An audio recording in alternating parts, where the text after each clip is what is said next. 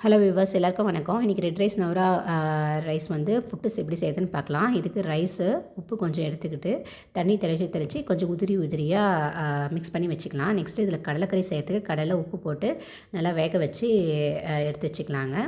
Next பார்த்திங்கன்னா ஒரு 10 நிமிஷம் ஊற வச்ச ரைஸு ரெடியாக இருக்கும். இப்போ அந்த புட்டுக்குழலில் நம்ம எல்லாத்தையும் ஆட் பண்ணிக்கலாம். தேங்காய் கொஞ்சம் ரைஸ் அந்த ஊற வச்ச ரைஸ் கொஞ்சம், அரிசி மாவு கொஞ்சம், இந்த மாதிரி நெக்ஸ்ட்டு தேங்காய் துருவி, நெக்ஸ்ட்டு அரிசி மாவு, நெக்ஸ்ட்டு தேங்காய் இது போட்டு ஆட் பண்ணி நம்ம வேக வச்சுக்கலாங்க. இது வேகிற கேப்பில் நம்ம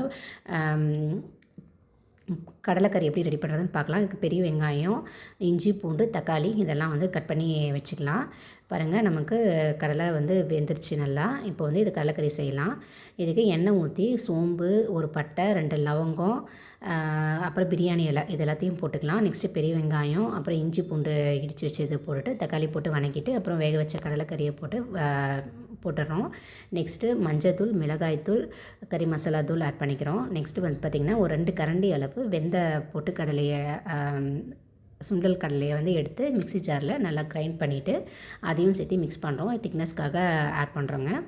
இது பார்த்திங்கன்னா நல்லா கட்டி இல்லாத அளவுக்கு நல்லா வந்து கலந்து விட்டுக்கோங்க. ஒவ்வொரு 2 மினிட்ஸ்க்கும் ஒன்ஸ் வந்து பார்த்திங்கன்னா இதை நல்லா வந்து கலந்து விடுங்க. எல்லாம் அடி பிடிச்சிக்கும், தீஞ்சிரும்.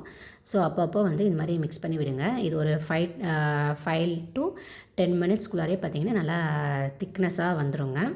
பாருங்கள், அப்பப்போ கிளறி விடுங்க.